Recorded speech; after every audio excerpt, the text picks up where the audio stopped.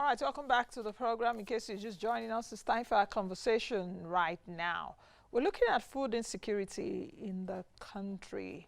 So much to talk about. Earlier on in the week, I did speak about rising prices for food, especially when you go to the market right now. At least for me, when I buy stuff, I'll be looking for what I bought, with quantifying it with the value of the money I went to the market with. But Dr. Stephen Ogidan is here with me to do justice to that. He is the CEO of Successory Nigeria Ltd. He's also the chairman, Global Knowledge Group.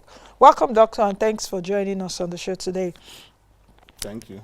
Now, let's get started, and let me take it from this angle. I remember, was it in March of this year, the Food and Agriculture Organization, FAO, did say that about 7 million Nigerians would starve, and, you know, the food insecurity. They raised the alarm at that point in March, and they did actually also say, let me see if I can actually quickly take a look at the report, because I remember that I read it then, and I took note of it. You know, when the FAO did say that 7 million Nigerians and 13 states are to experience food shortage.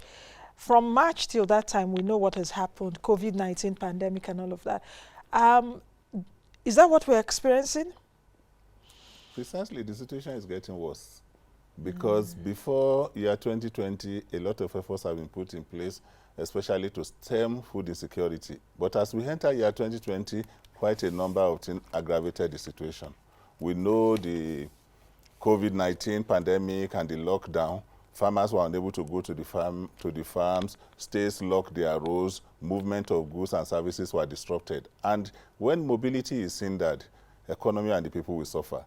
People could not move food from the food basket aspect of the country to where the consumption is taking place. We know the consumption is in the urban areas. The production is in the rural areas. So there is a lack of ability to move. And when food could not move, then there will be shortages, and when there are shortages, the prices will go up. We have not gotten out of that. Then we had the end-SARS crisis. The end-SARS crisis again disrupted movement of goods, and it aggravated insecurity. Even those who store goods in their warehouses, the warehouses were looted. They lost money, and then the remaining food has to go up. The prices have to go up. So these are the things we have been grappling with. And before year 2020, the crisis has always been there. We have insecurity, banditry. You will have seen in the media last week that farmers in Zamfara and Sokoto, they have to pay bandits harvest fees before they can go. In the millions. So the problem now is going to the farm is not the problem. Returning from the farm is the problem. The farmers could go to a farm, they are not sure they are coming back. And when there is aggravated insecurity, it will disrupt the value chain. And Nancy, don't let us deceive ourselves. The value chain has been disrupted. You cannot say your trailer will leave Sokoto and arrive at Lagos at a particular time. A whole lot of things on the road, a whole lot of trouble, and we know the areas that produce food. Northwest, northeast, north central. And moving this food to the southern part of the country is now a major issue. Even in the south, the farms are not safe. So aggravated insecurity, then coupled with the general global problem of climate change. Even farmers in the south cannot predict with any accuracy that this is when I will plant, this is when rain will fall. And you know, we depend so much on rain-fed agriculture. Thank you very much. You know, as an expert in the field, I really want to know your take on perhaps the greatest, where we've gotten the greatest impact or the greatest risk. Is it that of COVID-19 pandemic, or is it that of insecurity that has even pervaded our country, at least in the last few years? Because just like you said, the food chain already, or the value chain has been disrupted long time ago. COVID-19 made it worse. So is it that of insecurity that has also gotten worse over the years? Or is it that of the end-SARS protest? Or is it that of climate change in the terms of flooding that we're seeing right now across the country? So what is it exactly that has really impacted the agricultural food chain that we're seeing, and particular about the price of food is really going higher and higher by the day? So you can imagine we're just a few days away from the festive season or from Christmas. A lot of people would not even have the money to buy what they want from the markets. Thank you. You see, it's a combination of factors. It's not just one silver bullet that created the problem. Number one, we had climate change. Grappling with climate change, Lake Chad is receding, farmers are moving, fishermen are moving away. Then coupled with insecurity, the rural areas are no longer safe, the farms are no longer safe. As if that was not bad enough, we ran into COVID-19, which nobody prepared for. And in COVID-19 reality, the danger and the crisis was that it happened to everybody at the same time. When we had food shortages in the past, we've always been relying on importation. Those countries locked down. China locked down, Taiwan locked down, Japan, everybody locked down. So movement of food to avert the shortages we used to experience, that one created the next problem. As if that one was not enough, we had the NSAS. And you can see the crisis of the NSAS was aggravated by the skyrocketing prices of foodstuff. People have been locked down, they don't have access to food. Then they had news that, okay, police brutality. A hungry man is an angry man, for God's sake. So when these people are hungry, and then police is harassing them, then the situation is that, okay, let the whole world come to an end. And then they had the stories that palliatives were stored in one warehouse or the other, and they started looting. And you see, when there is insecurity and there's general looting, even innocent people will suffer. Like what we have seen now. Farmers who store their grains and those who store seedlings got them looted. Shops were looted, and then there's scarcity. So it is not just one issue that created food insecurity in Nigeria. And when we talk of food insecurity, we are not just talking of availability. We are talking of access. And we are talking of capacity. Do you have money to even buy the food? One, availability is not there. Majority of the people are poor. And the population is rising beyond the level of food increase, food supply. So the whole lot of things have happened. You see, the FAO and the World Population Commission said that by the year 2050, our population will double, will reach 400 million. Yeah. And by 2050, Nigeria will be the third largest country in the world, following China and India. And the rate at which we are producing food is lower than that of China and lower than that of India. And given this situation, the population of the population of farmers in Nigeria is an aging population. Thank God for a number of innovations the government has brought in to encourage youth to come into agriculture. But before we can see the impact of this, it will take some time. Okay, let's take them one by one and try to proffer solutions to some of those challenges which we're seeing. The challenge of insecurity is the big elephant in the room. We seem not to, the government says is doing a lot, but we see that insecurity is getting worse by the day.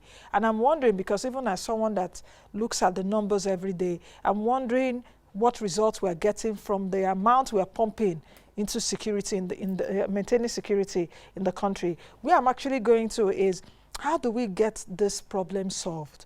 The problem of insecurity, which is already affecting our value chain. You said earlier, farmers can't go to the farms now. Bandits are collecting harvest fee, and everybody is keeping quiet. The president has not come out to say anything. The security chiefs are not doing anything. There should be a state of emergency on this issue. 16 northern states in Nigeria, I think, are plagued by this. Yes. And everybody is keeping quiet as if nothing is happening. And we're going about like normal human beings when things are not normal. Thank you, Nancy. You see, this issue is neither which one comes first or which one comes last. Wherever there is food shortages, insecurity will be aggravated. Because these criminals are actually looking for money to feed. I'll give you an example. There was a study we did that when we tried to interview some farmers and we tried to interview the so-called repentant criminals, militants, they said that before they used to do armed robbery. They now discover that kidnapping is more lucrative than armed robbery because people don't carry cash along the road again. Another group said before they used to do cattle rustling. And they discovered that the military people are putting the heat on them by using helicopter. If you rustle 100 cattle, for God's sake, you can't keep it in one room. You need to move on the road, and as this cattle will be moving, they will see you. They said they discovered, so they dropped cattle rustling, and they now started rustling human beings. Which is robbing human beings. So this is worse. So you can see, with the moment, if there is food security, if there is employment, then the insecurity issue will go down. So there's a need to look at underlying factors. Poverty. The poverty rate is increasing. The food production rate is decreasing and our population is growing. If our population is growing geometrically and food production is growing arithmetically, there will be crisis. Governor of Lagos State said that for every 1 hour, more than 25 people come into Lagos and they are not going back. There are no farms in Lagos, they must eat food. Lagos, we have to import food from other parts of the country, and outside the country, those countries have stopped exporting food. Even China, when they discovered that there was pandemic and there was lockdown, they reduced the amount of food they sent out because they kept everything to themselves. Yeah. So these are the issues. There's a need to address the social issues. There's a need to address the youth unemployment. Do you think we are seeing enough attention? Attention is coming in different locations, but there's a need to have holistic view. What do you mean by holistic? When I talk of holistic view, you don't need to isolate and say, oh, we want to empower the police to be able to arrest the people. Instead of empowering the police to arrest the people, create job for the people so that they don't commit crime, so that police will not come in. I'll give you an example. We did a study in the Niger Delta, and one of the oil chieftains told us that anytime there is fuel scarcity, the instances of kidnapping will go down because those boys will be going and be selling black market fuel. So meaning that if you can create opportunity for employment for these boys, then they will not go to criminality. Then when there is no hope, people can survive some days without food. They can survive some days without water. Nobody can survive 24 hours without hope. It is because we are not giving hope. And government is doing quite a lot now, but there's a need to address the issue. Create employment. Make the environment very friendly. And when we talk of government, we are not talking of only federal government. The state government have a lot of role to play. The local government have practically collapsed. And this is the closest government to the people. For example, the local government can aggregate the youth together and then form agro-geo cooperative, which NISA is already working on. And then let them remain in the local government and produce food and create access to market for them, then give them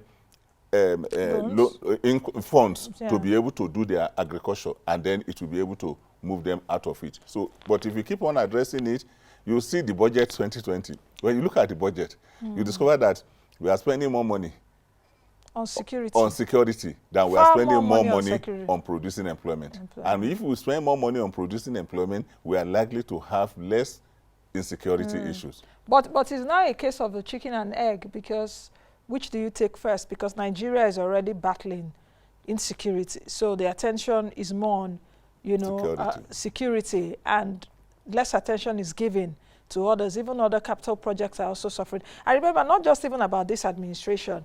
Monies voted for security have gone into trillions of naira over the years. And I seemingly cannot see the result, like I said earlier, in terms of, I know, okay, the government has gone into relationships, purchasing, is it Toscano or so, for the security people, getting vehicles and all of that. But is more than that, because if we're even talking about creating jobs in the agricultural value chain, that's not also what the government can do, is what the private sector can do. Yes. And how will private sector come in is only when the investment climate is good. It's good, yes. Which will create jobs for the young people. You see, government is already working on investment climate. And as you have pointed out, the rot we are in today was not created in the last 10 years. It is systemic. It is something that has been there.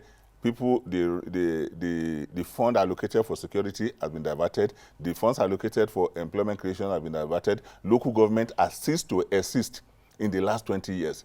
If local government... Are they ceasing to exist? Or even the local... Because if, according to facts, sorry to cut you short, the monies go to federal, state, and local government. Yes. Those monies that go to local government, what do those local government, what do they use it for? That is the issue. People must be able to hold their councillors and local government chairmen accountable. They need to hold them accountable, because when you combine the funds that is from federation account to local government and state governments, this fund is more than that of the federal government. But everybody is looking at the federal government. Federal government is too far away from the people. We need to hold our governors accountable. The governors must be able to create enabling environment. Let me give you an example. During Salah period, we are doing a study on the movement of ram between the north and south. We discovered that a ram that is sold at 28,000 naira in Zamfara was being sold at 96,000 naira in Lagos. Yeah, because of transport. Because costs. of transportation. Yeah. The transport corridor is not safe. And then there's the issue of multiple taxation. Then we asked the ram seller, we said, Malam, how come your ram in Zamfara is 28 and in Lagos? He said, when you put 100 ram in a trailer, that trailer will pass through 48 local governments.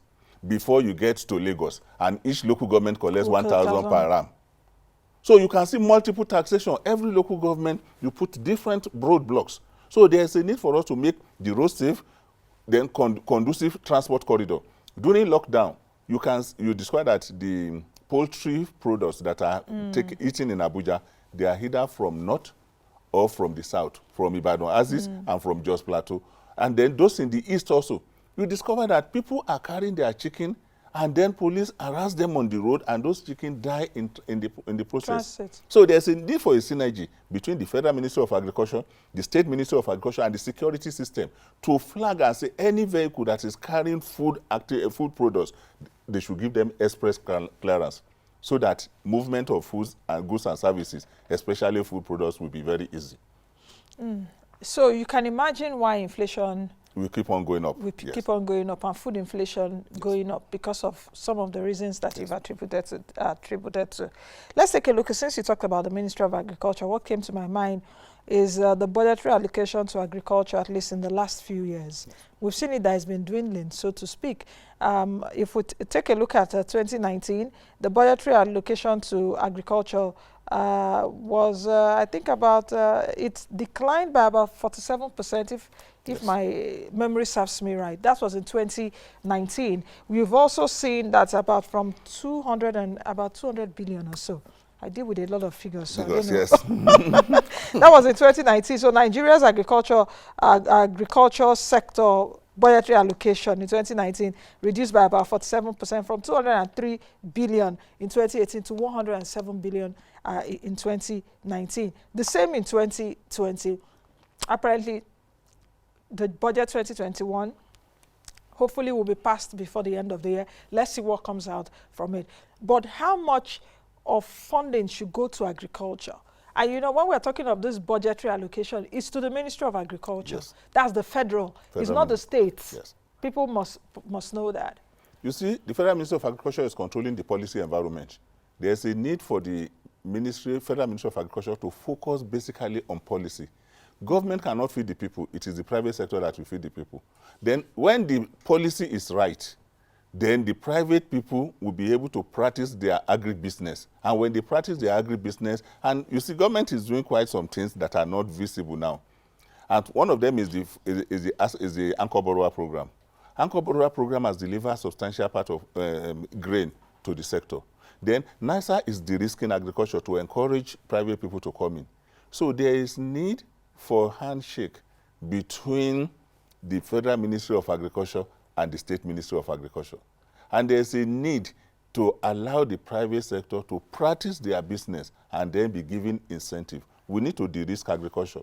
We need to make the transport corridor very safe. Are we not de-risking enough now? Only NISA is de-risking agriculture now. Yes, because... And again, when you see what NISA is doing, NISA is aggregating the youth, aggregating the farmers into agro cooperatives to be able to produce with economy of scale. But we need more farmers to be enrolled in insurance. When you enroll in insurance, then it gives you guaranteed return on your farm produce. That's for the private sector. For the private sector too. So how can insurance companies also come into that space when agriculture itself is a volatile business right now? There are some innovative agricultural products that is moving from indemnity to yield now. That, okay, if this is your farm, you have guaranteed return on the yield. And then we need to encourage the farmers to subscribe to this, and we need to bring more insurance companies to be able to do it. That is what the Federal Ministry of Agriculture should be doing, encouraging and making the policy environment to be very attractive, not direct participation in agriculture. Allow the private people to drive it. Government is a bad businessman. Federal Ministry of, then you see the new introduction of NALDA is another opportunity, because land ownership is a problem.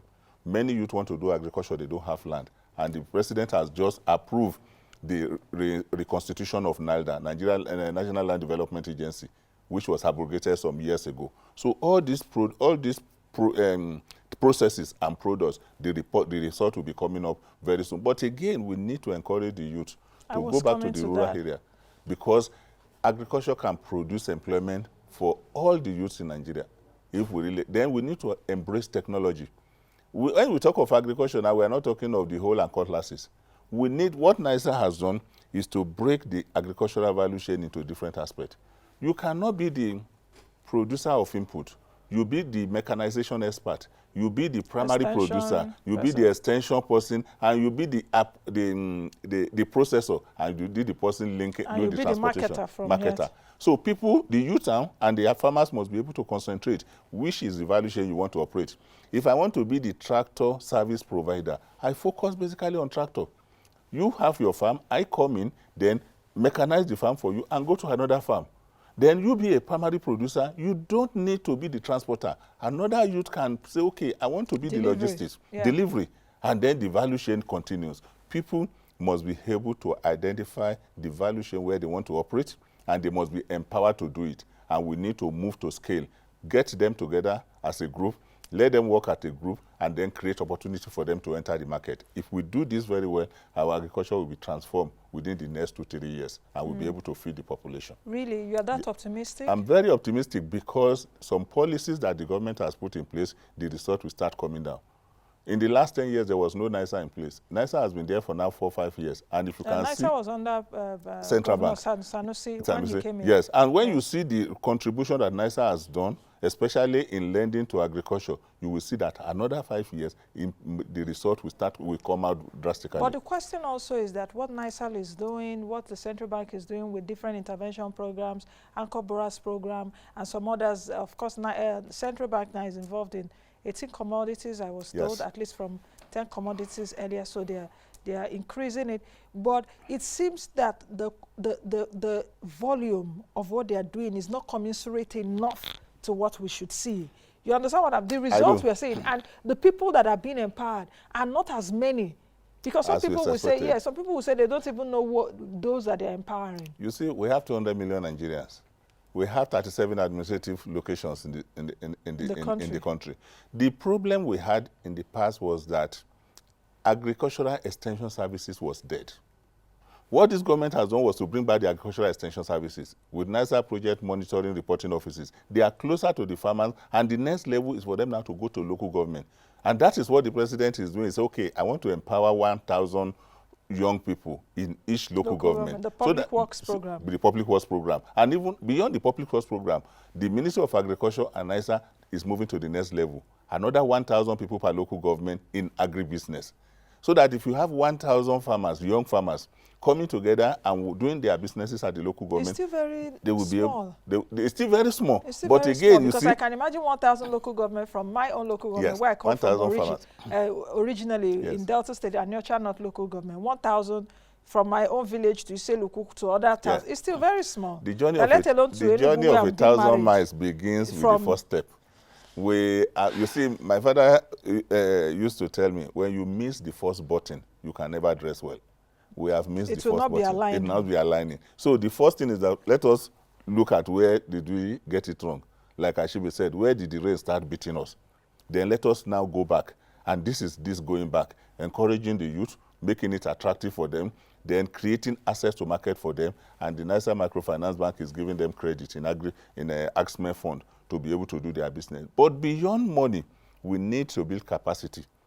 The training of the farmers, they must be able to understand the dynamics of agribusiness. And this is what is being done. And we will be seeing the result very soon. But we need to pray. We need security. Not pray. We need to walk. We will walk, but we need security. Yeah, we need to act. We need to act. You know, it's like I always say, God has given us a brain. Yeah. To act. That is not everything that we should call. That we need to pray about or call God for. What's our brain there for? And like I said, our leaders should actually raise their babarigas or shirts. Yes, and work. And work, because it's time to work right now. So it's not a matter of let's do things the way it should be done, because we are really, I don't know if other people are seeing it, but our country is, especially for security, is affecting everything. It's affecting Foreign direct everybody. investment in the country has fallen. Ghana, our closest door neighbor, so is making so much money. People just go to Ghana, go to a hotel in Ghana, just come out for breakfast in the morning. You see foreign investment, you'll be asking, are they having a party? They'll be like, no, they are not having a party. This is what happens in Ghana every day. Time, yes. Why? We should put some certain things in place, isn't it? Just like you're saying right now. But the thing is that, just like you said, that if you miss one button, like your father told you, you've missed the foundation. Well, yes, you can't dress well. do you think that even the foundation we are laying is the right foundation? I think the foundation, let us be optimistic. The foundation we are laying is the right foundation.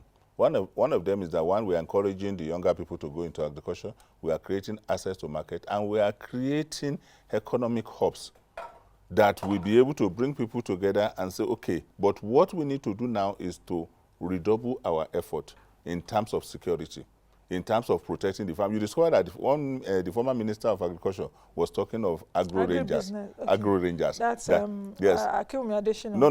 Audu Ogbe. Audu Ogbe. So if we need to, before we are just looking at the safe corridor of the road, but we need to invest more money and energy and resources in protecting the farms.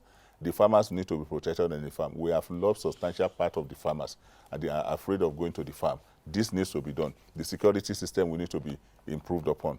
And then the youth, we need to take to use the opportunities available, especially in developing their agribusiness. You know, when we take a look at agriculture, we're not talking about the machete and the whole kind of... Of course, that's what we're talking about. We are talking of mechanization. Mechanized agriculture. And we are talking of doing it at a scale that speaks to the economics of production. But if you want to do mechanized agriculture for the tractors and for those heavy-duty equipment, we don't produce them here in Nigeria. Yes, government has signed an agreement with Brazil. And Brazil private sector is coming with a lot of equipment that is going to revolutionize Nigeria agriculture. This has been in the pipeline for over the last 4 years, and the result is about to be coming out now because they are coming to start assembling tractors in Nigeria. And these tractors is going to be given to the farmers at a very generous rate, and is going to be given to them as loan. And by the time this covers the entire country, you discover that the number of tractors we have is just not enough now. I think it was Audu Ogbe that said we don't have up to 15,000 tractors in the country. So you can see the more tractors is coming, and this loan is over $900 million. And then when it comes in, it's going to support Nigeria agriculture to do well. You see, we have missed a whole lot of opportunities. But what is being done now, if we can sustain it, then we will start seeing the result with time. I wonder when that time would be. The time is now. And let us all be alive to see it and to reap it, because hunger is in the land. Let's talk about women in agriculture, which is very key. I don't know if it's given due attention like it should be given, because when you talk about agriculture, you see a lot of women in agriculture, especially in the rural areas. I think we have more women in agriculture in Nigeria. When we talk of rural agriculture, we have more women than women. But when you talk of the large-scale farming, we have more men than women. And the substantial part of the food we eat in the country is produced by these women in agriculture. And that is why opportunities should be given to these women, especially in access to finance, to be able to get little loans that they can use to develop their farm, little loans that they can use to process their produce, and we need to create opportunity for market for them. You are correct. There are more women, especially in rural areas, in agriculture than men. And then whatever you do for women to be able to build their capacity, it affects the family more, because we cannot have food security if the women in agriculture are not supported. They need to be supported, and government is doing a whole lot of activities in that. There are some funds specifically under the Anchor Borrower for Women and under the Hack-Smell Fund, the Agric and SME, then there is a percentage that is dedicated to women in those enterprises. Now, I think for the MSME fund, so 60% is dedicated to women. So you can see that government is focusing. But the thing is that the impact is not yet there, and perhaps the communication or government needs to communicate more. I really do not know. That is your role in the media. You need to create opportunity for them to see. I'm doing my best, but of course, I'm not the only one. Government also needs to take that message. You are correct. Yeah, so perhaps government is not communicating enough. It's not. Who is government? I mean government across border. And when we're even talking about women now in agriculture, women in the rural areas, perhaps it should be the role of the state government. Precisely. It should be the role of the state government, the role of the local government, and even private NGOs. It's not just only for us to be arguing and be doing political NGOs. We need economic NGOs that will empower the women, that will create opportunity for them, that will give them information of the opportunities that are available for them to use. So the private sector, the NGO community, and the state and local government will all have roles to play. And if everybody is playing his role very well, it will make it very easy for the country to move out of the imminent food crisis that we are facing now. We need to do more. And if we don't do more, there will be more crisis. Social crisis, economic crisis, and then when people are not able to feed, then they are easy to mobilize for demonstrations. Let's take a look at some of these agri-tech platforms that are coming out now, especially from young people, in terms of that crowdfunding. And,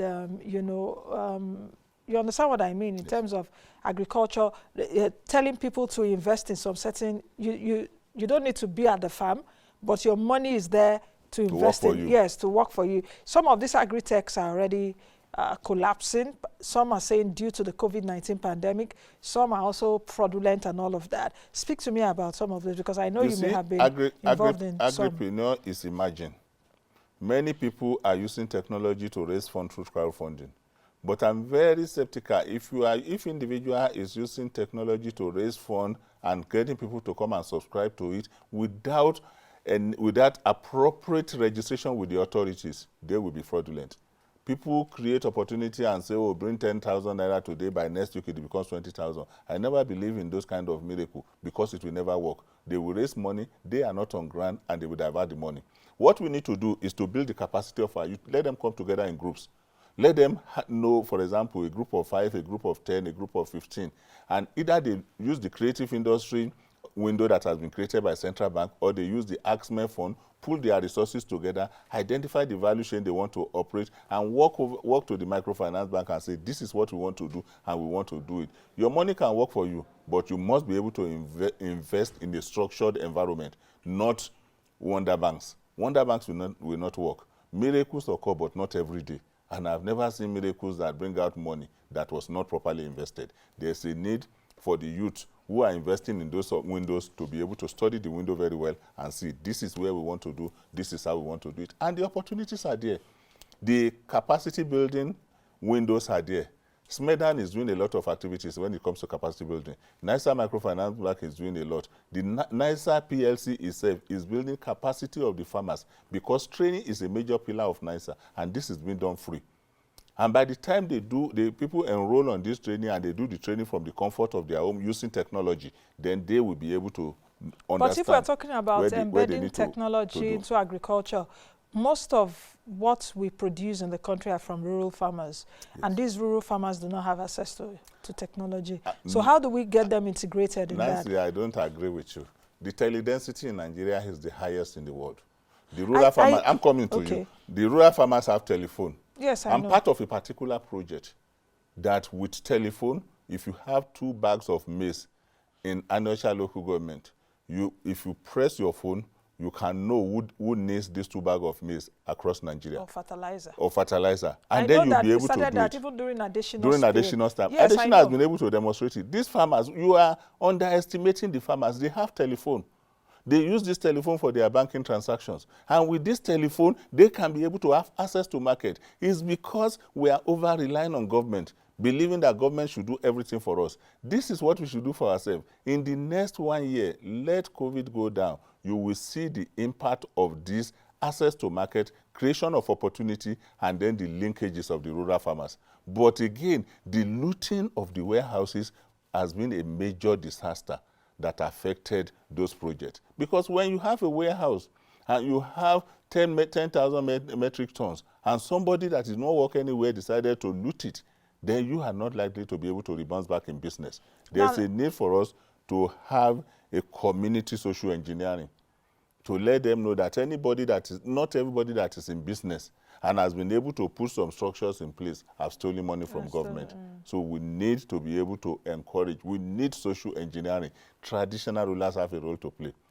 I don't know if they are still effective in Nigeria. They need to be effective. That's another conversation. They need to be effective. Yes. Let's talk about the food processing. Processing, of course, is in the value chain, and I think perhaps that's where the money is, apart from the production. You see, for example, we produce cocoa in Nigeria. Yes. But we import chocolate, so it doesn't make sense. It's not just for us, even in Ghana too. Ghana, I think, is it Cote d'Ivoire that is the largest producer of cocoa? Ghana. Ghana. What is Cote d'Ivoire? Is it coffee? So I can't remember. Yes. Anyway, but Ghana is cocoa. And you still see that most of your farmers are also impoverished because they are not adding value to it. So how do you think that we should approach food processing? I see that we are developing in that gradually.